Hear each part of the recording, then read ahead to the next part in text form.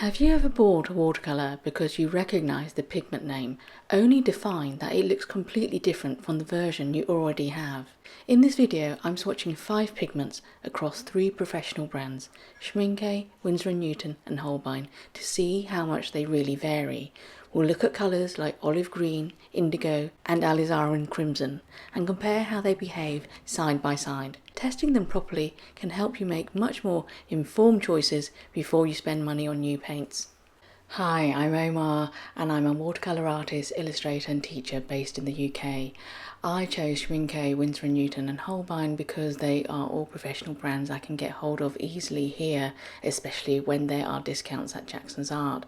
But you don't have to use these exact brands. If you want to test your own watercolours, start with the brands that are easy to find wherever in the world you are.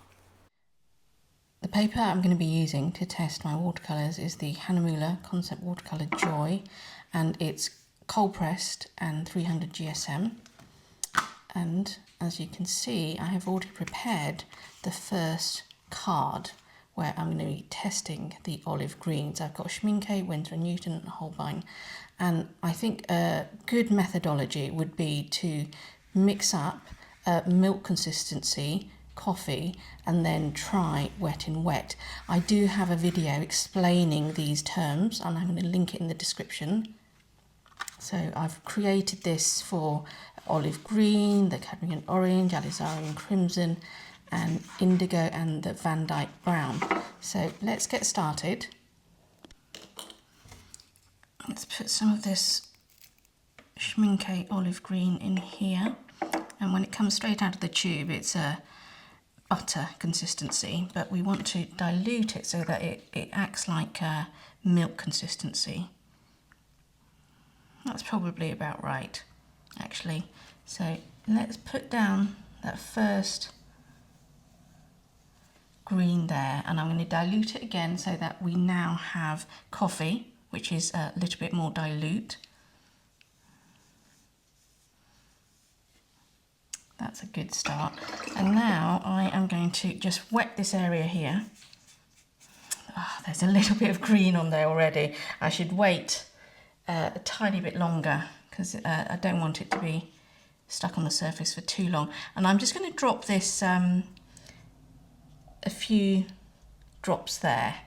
And when these dry, you'll see how they behave. Right, now let's move on to the Winsor Newton olive green. Now this olive green is the one that I started out my watercolour journey with. By the way, this is the professional. They're all professional grade. So let's try to mix up. I think I need a bit more. You can see straight out there is a massive difference between this olive green and this olive green. This one is definitely on the warmer side. It looks like there's hints of orange in there, and that one's much cooler. And let's dilute this down a little bit more so we have coffee consistency. And that is a nice muted warm green. Let's do the wet on wet technique. Just drop 3 there and see how that dries. Now, the last one we're going to have a look at is this Holbein olive green. And this is something that I have only picked up recently. I was working on a commissioned project and I needed a few more greens, and I thought, oh, that looks interesting. It really was interesting. I'm going to show you why. This really took me by surprise. That is almost like a green gold to me, or a very sort of a darker green gold hue. So let's mix this up, a little bit more water. That is a very pleasant green, but look at the variations between all these olive greens. It's unbelievable. Let's wet this area here and drop in a little bit.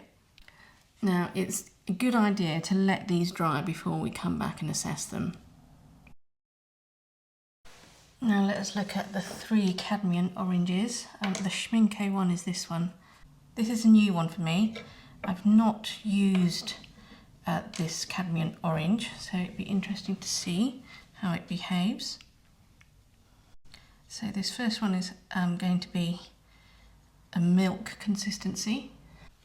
That's a nice orange, nice and light. Now let's make it into coffee, which is a little bit more watery. And now the wet in wet. Oh, look at that transparency. There's a tiny bit of orange left on there. Just going to put 2 there. Okay, now the Winsor Newton cadmium orange. This is the one that I am more, I have more experience with. I've been using this one for quite a few years.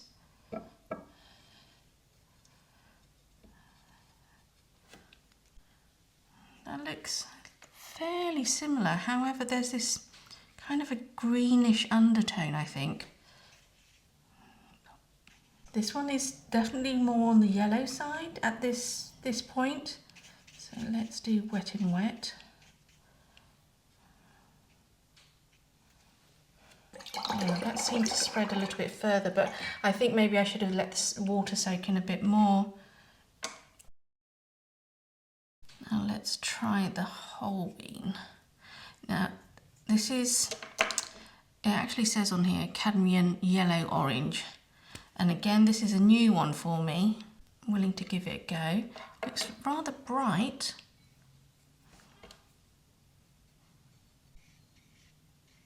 It does look fairly similar to Schmincke. It might have a tiny bit more red in it actually. And let's make it more coffee consistency here. Interesting. Okay, and let's try the wet in wet down here. Let's wait until these are dry.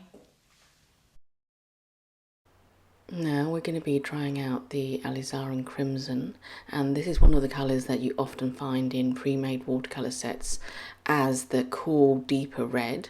I'm starting with the Schmincke from their Watercolour Aquarelle range, which is their professional quality watercolour. I haven't used this particular one before, so I'm curious to see how it behaves with the others. This is a really nice, rich, pinky red. When it's diluted down like this, it does appear to be a lot more rose-like, which is as I expected. So let's try wet on wet as I just drop them in, and that's a lovely transparency happening there. This is the Winsor Newton. Again, this is the one that I've been using for the longest. Oh, that's probably diluted a bit too much. This one seems a little bit richer, tiny difference, and dilute it down a little bit more. Okay, there's not very much in it, to be honest. Let's try this Holbein now.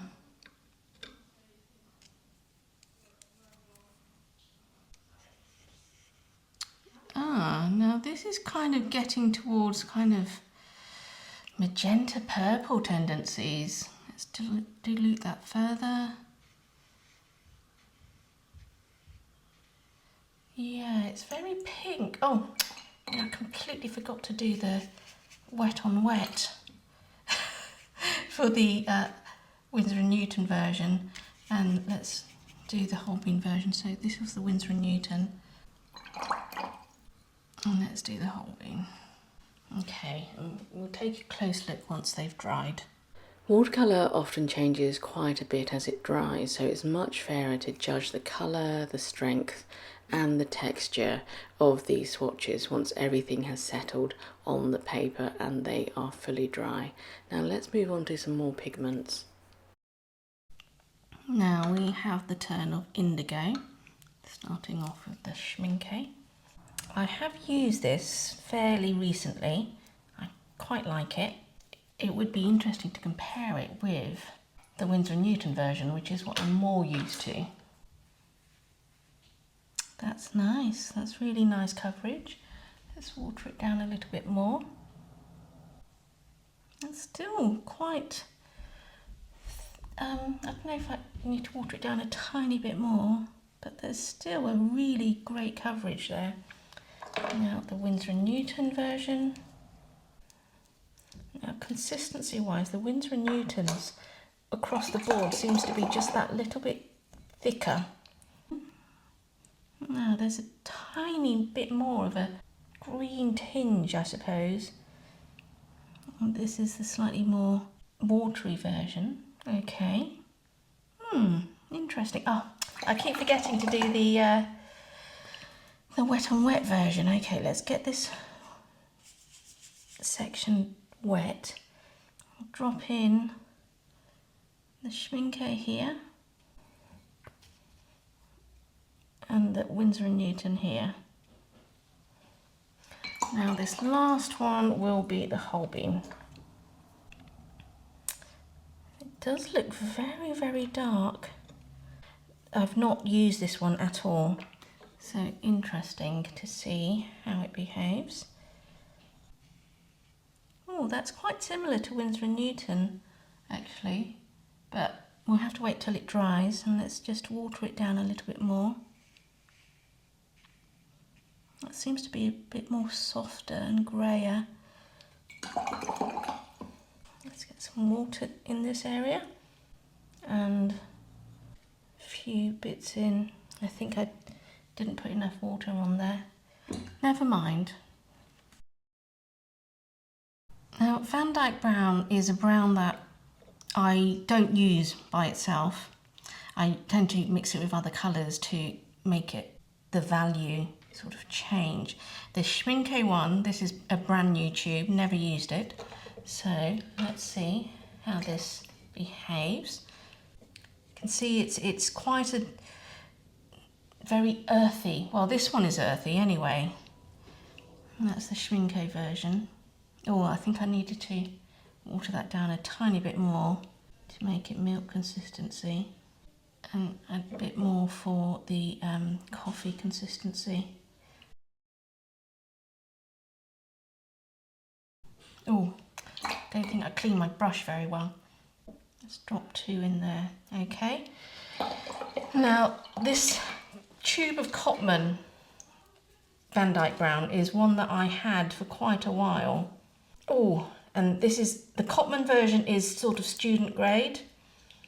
It's quite thick, but for a long time I did use this. It just means that it would have had a bit more binder in it, and you can see immediately this Cotman version has more red tones to it. Let's water it down a tiny bit more. And let's do a bit of wet on wet here. This is very, very different to the Schmincke. Now the last one, this is the Van Dyke Brown that I have in my palette right now, the Holbein. That's why there's very little left in the tube.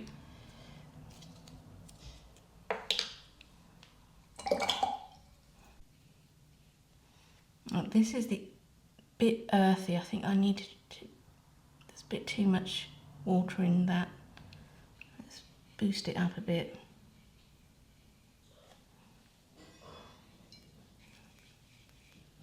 And that's the coffee version. Let's drop it in here. Right. Well, this already has been incredibly useful. All these different pigments have now dried, so I think it is time to take a closer look at them, starting with this alizarin crimson.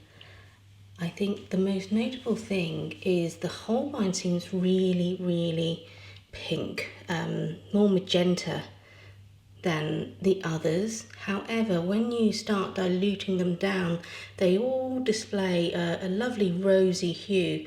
I think the Winsor Newton might have a tiny bit more warmth in it compared to the other two, but there's not much in it at that strength of water and pigment. Now moving on to the olive green, this was one of the biggest surprises in the test because there was such a huge variation across the 3 brands. This is exactly why swatching and testing your paints can be useful. Just because two colours have the same name, it doesn't mean they'll behave or look the same. The Schmincke olive green is much cooler than the other two, while the Holbein almost reminds me of a less luminous green gold. And I think that could be really useful for landscapes. And honestly, swatching these side by side has surprised me so much by the variation. Moving on to the cadmium orange, the Holbein again is a little bit more vivid than the others. The Winsor Newton is probably the most muted, and when we come to the water down, the water to pigment ratio, the Winsor Newton is also a little bit warmer. I think the Holbein is, if you can get a cool orange, I think it's just very vivid. Let's look at the indigo. Indigo is another really interesting one because, again, the name doesn't tell the whole story. Across Schmincke, Winsor Newton and Holbein, there are subtle but important differences. I think the Holbein has a lot of granulation in it, and it's only when you swatch them side by side that you notice whether one leans more towards blue. I think the Schmincke is very rich. However, when it's diluted down, it feels softer and greyer. And this is why, again, you really should test your pigments, not just choose it for your colour name, and then you'll see how it's going to behave in your own work. Moving on to the Van Dyke Brown. Again, I felt there was a lot more variation than I was expecting, especially between the Schmincke and the Winsor Newton. The Winsor Newton is almost erring towards burnt sienna for me. At the moment, I'm using the Holbein Van Dyke Brown, and it's serving me quite well. However, the Schmincke is really, really rich, and there's tinges of green, and I'm wondering if I used green mixed up with it, it would make a lovely kind of deep forest colour. So the big thing that I'm taking away from these tests is that one brand isn't necessarily better than the other. It really comes down to personal choice and how you like to paint and what kind of results you are hoping for. One version of a colour might feel more softer and muted depending on how much water you mix with each pigment, and what I hope these tests and swatches show is that one version of a pigment isn't automatically better than the other. It really comes down to your own personal choice and how you like to paint and what you want that particular pigment to do in your own artwork. One pigment might feel more useful for loose landscapes and another might be better for deep shadows. And when it's been diluted down, it might suit soft layering for a sunset.